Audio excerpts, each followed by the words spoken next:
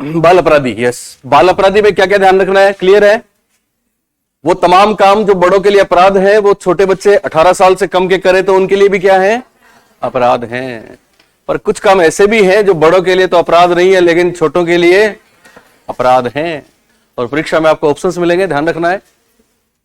कक्षा में नींद निकालना बाल अपराध नहीं है, लेकिन कक्षा में लड़ाई झगड़ा करना, कक्षा को छोड़ के जाना और इस घर से भाग जाना क्या है, बाल अपराध है। यह हमको ध्यान रखना है।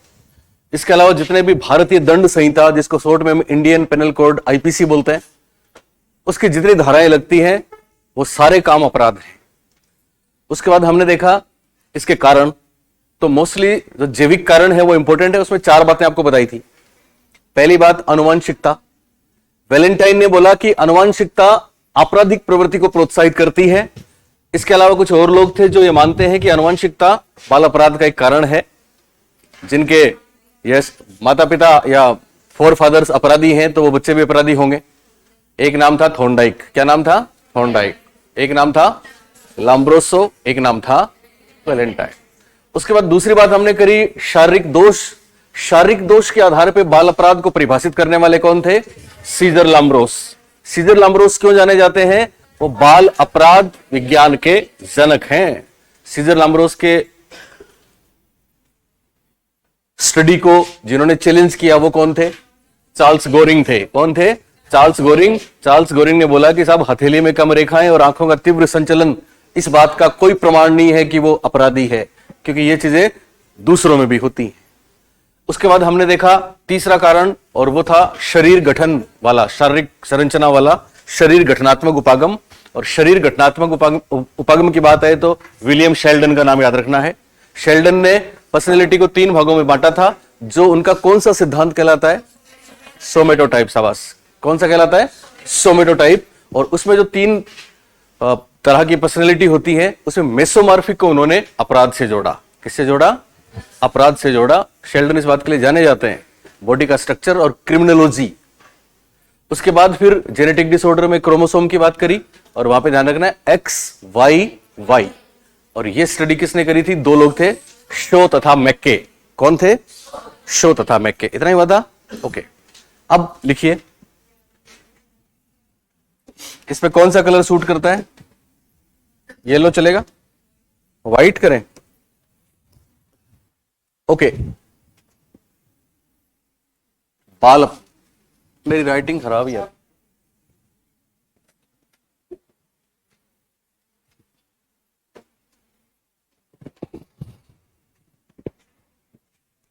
उनकी हम लिख रहे थे शिक्षा व्यवस्था, मंदबुद्धि, प्रतिभाशाली, ठीक है।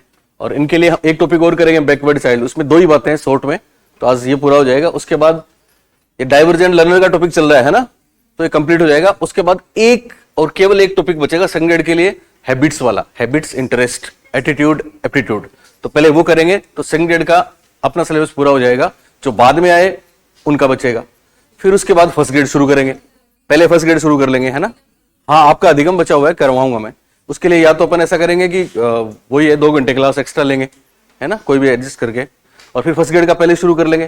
फिर रीट का भी कुछ पोर्शन बचेगा जिसमें आपके एक्शन रिसर्च है, चिंतन है, मूल्यांकन है, वो कमाल की चीजें हैं।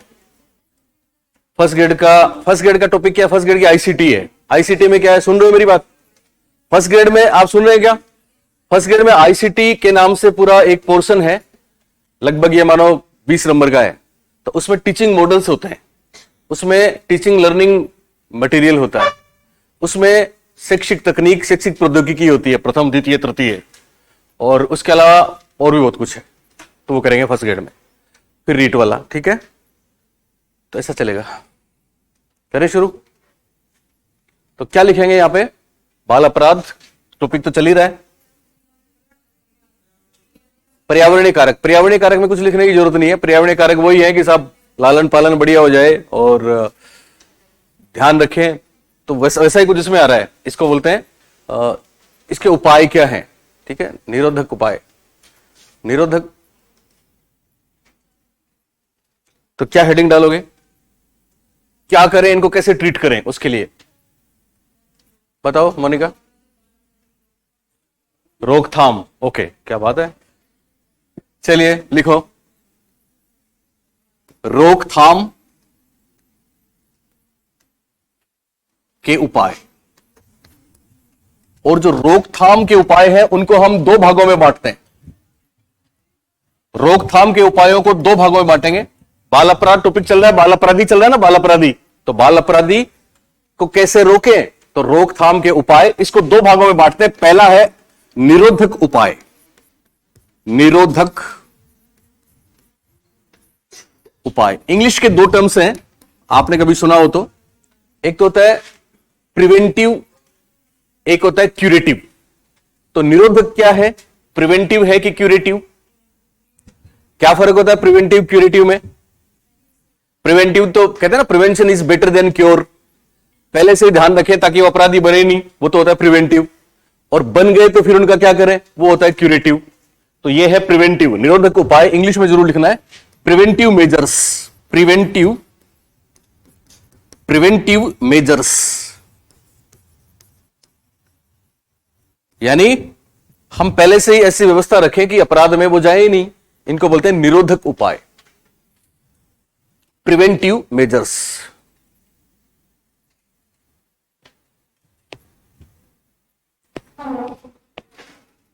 तो कोई अपराधी ना बने, इसके लिए क्या क्या करना होगा, तो ये सारी वही बातें हैं पर्यावरणीय। तो क्या क्या हो सकते हैं, आपने लिखा, सबने हेडिंग डाला, बोलिए क्या लिखा हिंदी में? निरोधक उपाय, निरोध करेंगे। इंग्लिश में प्रिवेंटिव मेजर्स, यानी बाल अपराधी बनने से रोकेंगे या बनने के बाद उनको ठीक करेंगे? बोलो, रोकेंगे। लिखवाऊं क्या ये बात? लिखो।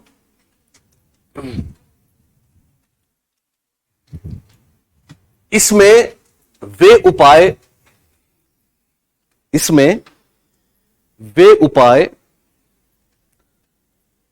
शामिल हैं, इनमें वे उपाय शामिल हैं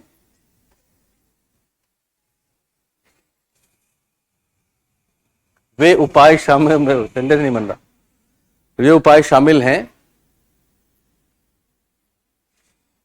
जिनसे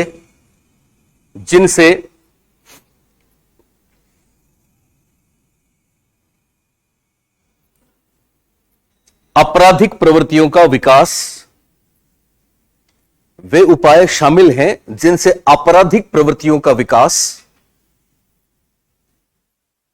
नहीं होता है, जिनसे आपराधिक प्रवृत्तियों का विकास नहीं होता है, इसलिए इनको निरोधक उपाय कहते हैं। जिनसे आपराधिक प्रवृत्तियों का विकास नहीं होता है, इसलिए इनको निरोधक उपाय कहते हैं। जैसे, निरोधक उपाय कहते हैं जैसे, और जैसे करके आप एक नंबर लिखो। माता पिता का प्यार व देखभाल, अच्छी केयर करेंगे बच्चों की तो वो अपराधी कभी नहीं बन सकते। तो पहला बिंदु है माता पिता का प्यार, स्नेह एवं देखभाल। सिंपल बात, माता पिता का प्यार और देखभाल। लिखा सबने? बोलो क्या लिखा? माता पिता का प्यार और देखभाल। किसकी देखभाल करेंगे? यस, उस बच्चे की जिसको हम अपराधी बनने से क्या कर रहे हैं? रोकेंगे। दूसरा, उचित घरेलू वातावरण। उचित घरेलू वातावरण, घर का माहौल भी अच्छा होना चाहिए। उचित घरेलू वातावरण। तीसरा, फिर खतरा कहां होता है? घर से निकल के पीर ग्रुप्स में जाता है। तो समवयस्क समूह, आपको याद है ये वाला शब्द? समवयस्क समूह को इंग्लिश में क्या बोलते हैं? यस, समवयस्क समूह या पीयर ग्रुप्स। पीयर ग्रुप्स पर निगरानी, यानी पेरेंट्स का, आप भी सब आने वाले टाइम में पेरेंट्स बनने वाले हैं, वो रोल आपको मिलेगा। तो हमेशा ध्यान रखना आपके बच्चे किसकी सोहबत में है, किसकी संगत में है, किसके साथ रहते हैं, किसके साथ उठते बैठते हैं, ये जरूर ध्यान रखना है। तो जो पेरेंट्स अपने इस तरह से ध्यान रखेंगे उनके बच्चे कभी नहीं बिगड़ेंगे। बिगड़ेंगे नहीं इसका मतलब वो बाल अपराधी नहीं होंगे। तो इसको क्या बोलेंगे? समवयस्क समूह पीयर ग्रुप्स पर क्या करेंगे? निगरानी में होना चाहिए, वॉचफुल। चौथा, वांछित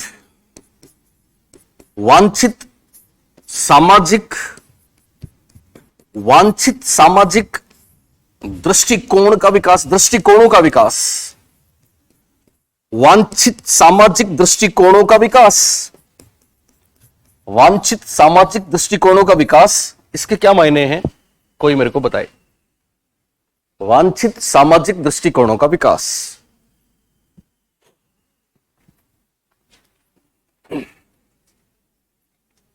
बोलो। बाल अपराधी सामाजिक होते हैं कि असामाजिक? तो किसी को हम सामाजिक बना दें तो वो बाल अपराधी नहीं बनेगा। सामाजिक बनाने के क्या तरीके हैं? वो अच्छे लोगों के साथ रहे, मिले, उठे बैठे, अपने से बड़ों के चरण स्पर्श करे, प्रणाम करे, इसका मतलब वो अपराधी नहीं हो सकता। तो ये सोशल एटीट्यूड्स हैं कुछ। बड़ों की कदर करना, बड़ों की इज्जत करना, दूसरों का ख्याल रखना, ये काम कोई करता है तो वो फिर निरोधक उपाय में आ जाएगा, वो अपराध की प्रवृत्ति में नहीं जाएगा। इसको बोलेंगे वांछित सामाजिक दृष्टिकोणों का विकास। किसका विकास? बोलो। वांछित सामाजिक दृष्टिकोणों का विकास। शाबाश। अगली बात, विद्यालय का उचित वातावरण। स्कूल में भी बाल अपराधी बन जाते हैं। विद्यालय का उचित वातावरण। विद्यालय का उचित वातावरण। विद्यालय का उचित, ये सारे पॉइंट्स आपको लिखने हैं, है ना, परीक्षा में इनमें से कोई बात मिलती है। विद्यालय का उचित वातावरण। उसके बाद 6 नंबर, विद्यालय वाला लिख लिया सबने? विद्यालय का उचित वातावरण। बहुत बार आपने देखा होगा कि सब एनर्जी जो हमारे अंदर है, हम किसी को कह नहीं पाते हैं, घुट जाते हैं अंदर, तो फिर एनर्जी किसी दूसरे रूप में भी आ सकती है। इसलिए बहुत महत्वपूर्ण है, अभिव्यक्ति के अवसर दें। अभिव्यक्ति के अवसर। अभिव्यक्ति के अवसर। अंदर की बातें बाहर आ जाएं तो फिर वो वहीं खत्म हो जाती है, नहीं तो फिर वो अचेतन का खेल है। तो अभिव्यक्ति के अवसर देने चाहिए। स्कूल में पाठ्येतर गतिविधियों का आयोजन। पाठ्येतर गतिविधियों का आयोजन। पाठ्येतर गतिविधियों का आयोजन।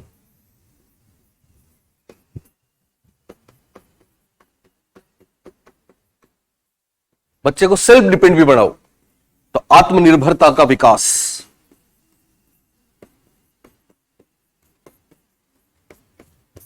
आत्मनिर्भरता का विकास। उसकी नीड्स का भी ध्यान रखो।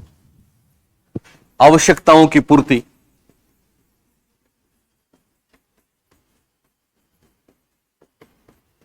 आवश्यकताओं की पूर्ति। एक मैंने आपको कल बताया था, बच्चे का कभी भी रिजेक्शन नहीं करना है। हम बहुत से फैमिली में बच्चों को रिजेक्ट कर देते हैं, तू रहे तो तू गया, तू रहने दे, तेरे से नहीं होता। तो वो भी एक कारण होता है। इसके लिए एक शब्द आता है सेल्फ स्टीम। आपके, हम साइकोलॉजी में कई बार बात भी करते हैं, आपके टॉपिक है सेल्फ कॉन्सेप्ट, आत्म प्रत्यय, स्व प्रत्यय। हर किसी का अपना वजूद है, अपनी पर्सनैलिटी है, अपनी बातें हैं, अपनी भावनाएं हैं, अपनी फीलिंग्स हैं। तो उनको हम नजरअंदाज नहीं करेंगे, उनको हम दबाएंगे नहीं। तो इसके लिए सेल्फ स्टीम को हम क्या बोलते हैं हिंदी में? आत्मसम्मान। तो लिखो, बच्चे के आत्मसम्मान की रक्षा। मुझे तो कोई समझता ही नहीं है, ऐसी भावना उसमें नहीं आए। बच्चे के आत्मसम्मान की रक्षा। आत्मसम्मान की रक्षा पेरेंट्स भी करेंगे, सिबलिंग्स भी करेंगे, टीचर्स भी करेंगे, पीयर्स भी करेंगे। तो आत्मसम्मान की रक्षा। ओके, लिखा सबने? कितने बिंदु हो गए? 10। ये 10 बातें हैं जो बाल अपराधी को अपराधी बनने से क्या करती हैं? रोकती है। इसलिए इनको हिंदी में कौन से उपाय बोलेंगे? निरोधक उपाय, और इंग्लिश में प्रिवेंटिव मेजर्स। अब लिखो दूसरा, और ये दूसरा ज्यादा इंपॉर्टेंट है, सुधारात्मक उपाय।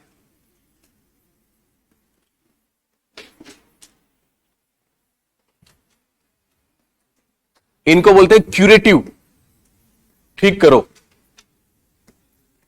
क्यूरेटिव मेजर्स, सुधारात्मक उपाय।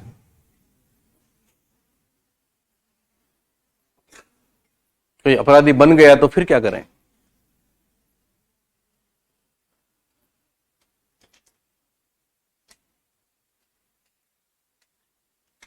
नीचे लिखो, क्यूरेटिव मेजर्स लिखा सबने, तो दो शब्द आज आप सीखे, एक तो प्रिवेंटिव, दूसरा क्यूरेटिव। हमेशा याद रखना, प्रिवेंटिव होता है निरोधक, बनने ही नहीं देंगे, और क्यूरेटिव होता है सुधार करेंगे बनने के बाद। तो लिखो, इस शीर्षक में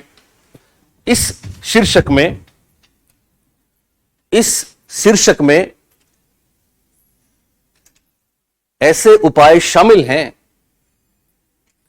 इस शीर्षक में ऐसे उपाय, शीर्षक नहीं होता तो फिर तुमको क्या चिंता हुई शीर्षक की?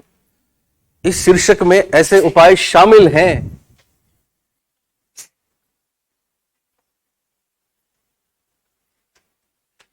जिनसे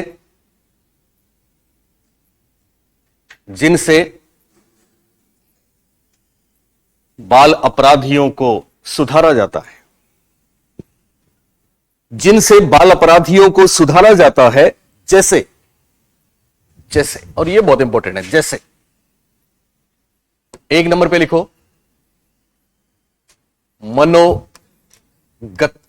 विधि। मनोगत्यात्मक विधि, खेल ध्यान रखना परीक्षा में इंग्लिश का होता है, इसलिए बहुत बार इसकी जगह हिंदी में इंग्लिश वाला नाम लिखा आता है। आप बताएंगे मनोगत्यात्मक को इंग्लिश में क्या बोलते हैं? मन को क्या बोलेंगे?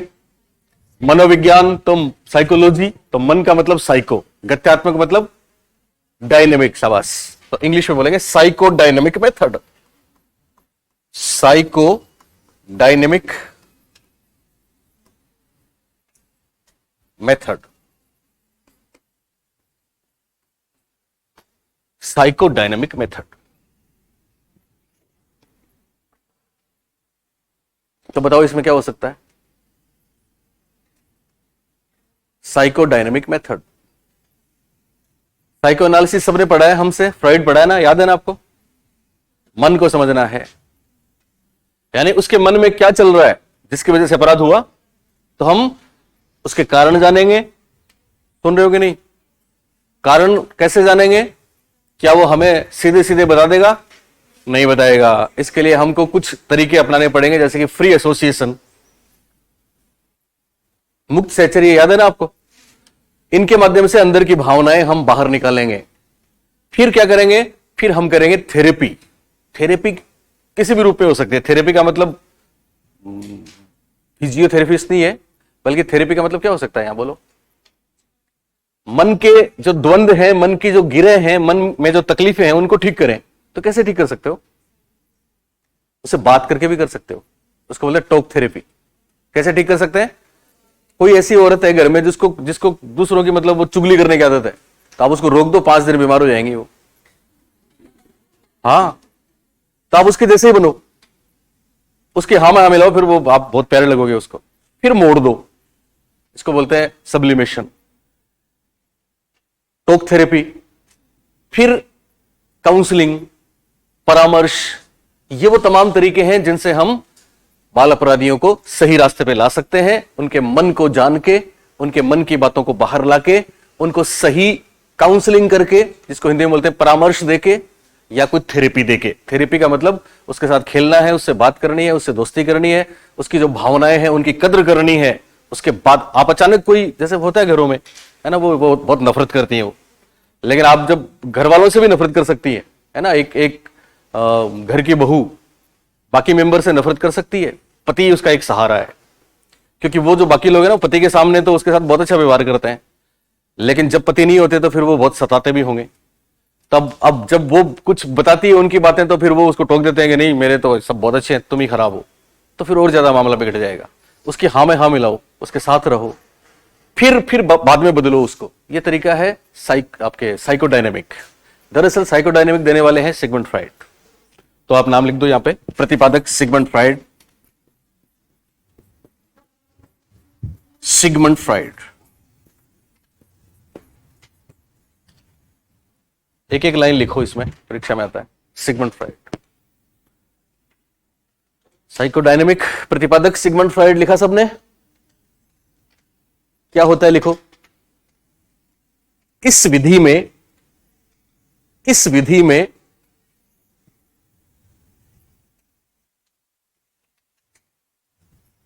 इस विधि में बाल अपराधी के मन की बातें जानी जाती हैं।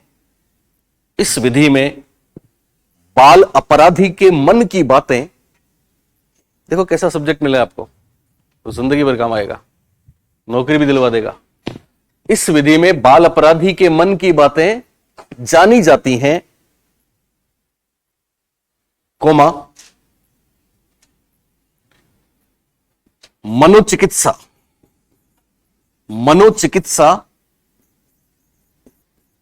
मनोचिकित्सा को इंग्लिश में बोलते हैं साइकोथेरेपी। मनोचिकित्सा इंग्लिश में आप लिख लो, ऐसे लिख लो ब्रैकेट में, साइकोथेरेपी। थेरेपी का मतलब बात करना ही है,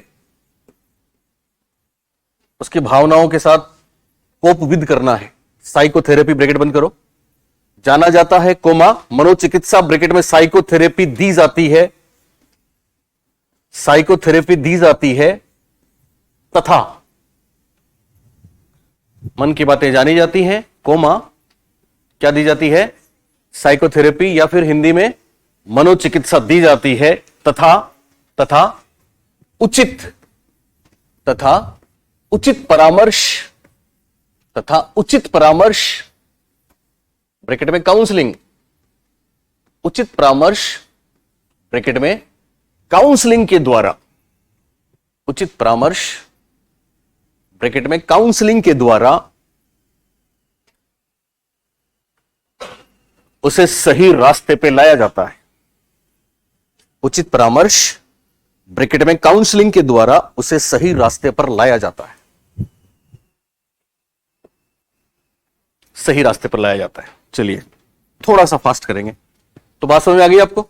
साइकोडायनेमिक भविष्य में कभी भी नाम सुने तो चिंता नहीं करनी, ये कौन सी बला है। साइकोडायनेमिक और कुछ नहीं है बल्कि सिगमंड फ्राइड साहब का एक काम है, एक तरीका है जिससे हम किसी के मन को ठीक करते हैं। किसको ठीक करते हैं? मन को। इसलिए इसका नाम साइकोडायनेमिक हो गया। क्या हो गया? मन को बदल दो, अपराध में था उसको बदल दो, डायनेमिक हो गया। 2 नंबर,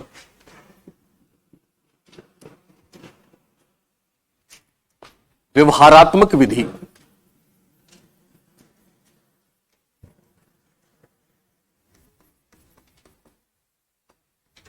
बिहेवियरल मेथड।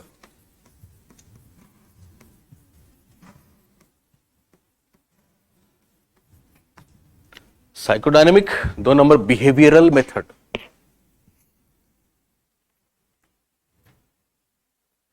व्यवहारात्मक विधि इंग्लिश में क्या बोलेंगे? Behavioural method. आपको याद है व्यवहारवाद? कौन है व्यवहारवादी? कोई नाम याद है व्यवहारवादियों का? आज मेरे चैनल पे मैं चर्चा करूंगा 4:15 बजे, आप आ सकते हो, है ना। उसमें आपको बहुत सी बातें बताएंगे हम, ब्लैक बॉक्स क्या होता है। तो व्यवहारवादी कोई बताओ, एक आध नाम सुनीता, वॉटसन। और कौन थे व्यवहारवादी? पेवलोव थे ना, शाबाश गरिमा, पेवलोव, स्किनर। ओके, चलिए, बेंडूरा दोनों का मिक्स रूप है, पर यहां पे क्या है खास बात? लिखो, आप लिख लो, बताता हूं फिर। व्यवहारवादी, आप लिखें व्यवहारवादी, व्यवहारवादी, व्यवहारवादी, अनुबंध व्यवहारवादी, अनुबंध, पुनर्बलन, मॉडलिंग। व्यवहारवादी, अनुबंध, पुनर्बलन, मॉडलिंग। हमने अपनी बुक में लिखा था, परीक्षा में भी हिंदी का वही शब्द आया है जिसको बोलेंगे संकेत विधान। आप में से कोई बताए इसका इंग्लिश नाम? संकेत विधान। संकेत को इंग्लिश में संकेत विधान। कोशिश करो। स्किनर याद है?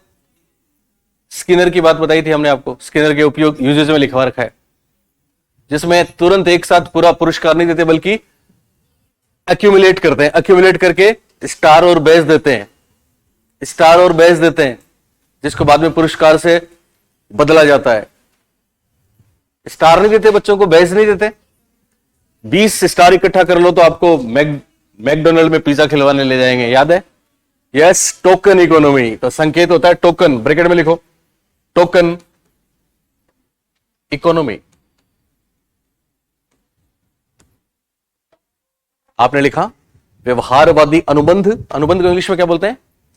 कंडीशनिंग, पुनर्बलन रीइंफोर्समेंट तथा मॉडलिंग, पुनर्बलन मॉडलिंग तथा संकेत विधान, टोकन इकोनॉमी आदि के माध्यम से, आदि के माध्यम से लिखो, आदि के माध्यम से,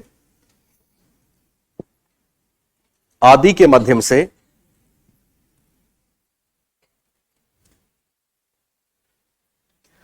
बाल अपराधियों के व्यवहार को सुधारने पर बल देते हैं। आदि के माध्यम से बाल अपराधियों के व्यवहार को सुधारने पर बल देते हैं। व्यवहार को सुधारने पर क्या करते हैं? बल देते हैं। ओके, ये बात समझ में आई आपको? बोलो, जिन लोगों ने स्किनर हमसे पढ़ा है उनको तो एकदम क्लियर होगा मेरे ख्याल से। यानी व्यवहारवादी क्या कहते हैं कि सुधारेंगे अनुबंध के द्वारा। किसके द्वारा? तो अनुबंध के द्वारा कैसे सुधारते हैं? आपने पढ़ा है ना, घृणा, भय, किसी से नफरत, उन चीजों को हम कंडीशनिंग के द्वारा ठीक कर सकते हैं। बोलिए, कर सकते हैं ना? वो उस रेड से डरता था, बाद में खेलने लग गया, स्किनर पेवलोव। अनुबंध के द्वारा सुधारते हैं। पुनर्बलन, उसने कोई अच्छा काम किया, हमेशा झूठ बोलता है, सही बोला, हमेशा चोरी करता है, आज नहीं करी तो हम उसको कोई इनाम देंगे, तो बोलिए उसका व्यवहार सुधरेगा कि नहीं? सुधरेगा ना। मॉडलिंग, मॉडलिंग ऐसे एग्जाम्पल उसके सामने पेश करेंगे या ऐसे एग्जाम्पल उसको दिखाएंगे कि देख वो, तू भी सुनीता बन, तू भी मोनिका बन, तू भी गरिमा बन, तू भी मैडम बन, तू भी फौजी बन। तो फौजी बनेगा तो फिर अपराध क्या हो जाएंगे? साइड में हो जाएंगे। वो फौजी साहब की तरह मेहनत करेगा, भागदौड़ करेगा, पढ़ेगा, लिखेगा। सुन रहे हो कि नहीं? इसको क्या बोलते हैं? मॉडलिंग। क्या बोलते हैं इसको? हमको भी वैसा ही बनना है जैसा वो है, that is modelling. Modelling Bandura का है। ओके। और टोकन इकोनॉमी क्या होता है? टोकन इकोनॉमी में बच्चों को हम सडन रिवॉर्ड नहीं देते, बल्कि क्या करते हैं, उसको कोई टोकन देते हैं। जैसे चाय वाला रोज चाय के पैसे नहीं लेता, वो क्या करता है, पर्ची, आज 4 होगी, 5 होगी, 6 होगी, पर्चियां इकट्ठी कर लेता है। महीने के आखिरी दिन 100 पर्चियां होगी, 100 चाय के पैसे दे दो बेड़ा सर, तो बेड़ा सर देते हैं। देते ही नहीं देते? ये टोकन इकोनॉमी है। तो ऐसा चलता है स्कूल में बच्चों के साथ। बच्चों को एक पुनर्बलन करने का तरीका है टोकन इकोनॉमी। क्या है? Token economy. तो ये सारी चीजें व्यवहारवादियों की है। किसकी है? व्यवहारवादियों की। इसलिए बाल अपराधियों को सुधारने की एक विधि है, कौन सी? व्यवहारात्मक विधि। ये बात याद रहेगी आपको। पहली विधि कौन सी थी? मनोगत्यात्मक विधि, जिसको इंग्लिश में क्या बोलेंगे? साइकोडायनेमिक। और दूसरी व्यवहारात्मक विधि, जिसको इंग्लिश में क्या बोलेंगे? हाँ, इसका मतलब ध्यान रखना, अनुबंध जहां भी आपको परीक्षा में मिल जाए, कंडीशनिंग, आप समझ लेना अनुबंध किससे संबंधित है? व्यवहारवादियों से संबंधित है। पुनर्बलन किससे संबंधित है? व्यवहारवादियों से संबंधित है। बात समझ में आई? हालांकि मॉडलिंग व्यवहारवाद भी है और संज्ञानवाद भी है। ओके। तीसरी विधि, तीसरा तरीका, सुधारने का तीसरा तरीका, देखो ध्यान रखना, कंफ्यूज नहीं होना। एक तो है साइको डायनेमिक और एक है साइको ड्रामा। अब आएगा साइको ड्रामा। तो साइको ड्रामा को हिंदी में क्या बोलेंगे? बोलो। साइको डायनेमिक को हमने बोला मनोगत्यात्मक और साइको ड्रामा को मनोनाटकीय विधि या मनो अभिनय विधि। तो अगली विधि है मनोनाटकीय विधि। यह बहुत बड़ा है परीक्षा में। व्यवहारवादी बहुत से थे, इसलिए हमने किसी का नाम नहीं लिखा। मनोनाटकीय को इंग्लिश में जरूर लिखना सब लोग, psycho drama method. Psycho drama method, psycho drama method. आप में से कोई मेरे को बताए, पारुल, इसके प्रतिपादक कौन है? JL merino. शाबाश। इसके प्रतिपादक है जेएल मेरिनो। JL merino.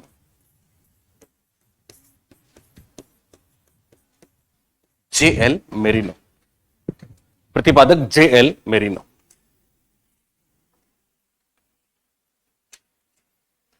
क्या लिखा आपने हिंदी में? मनो नाटकीय विधि। इंग्लिश में साइकोड्रामा मेथड। प्रतिपादक कौन? JL merino. क्या होता है इसमें सुन लो। एक्चुअली